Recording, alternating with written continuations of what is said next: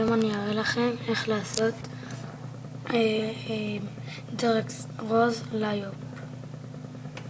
אני אראה לכם בשלט של אקסבוקס.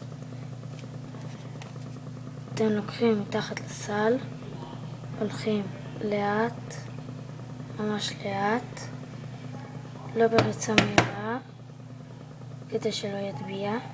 מתחת לסל לוחצים על זה ככה, והוא יעשה לכם את זה.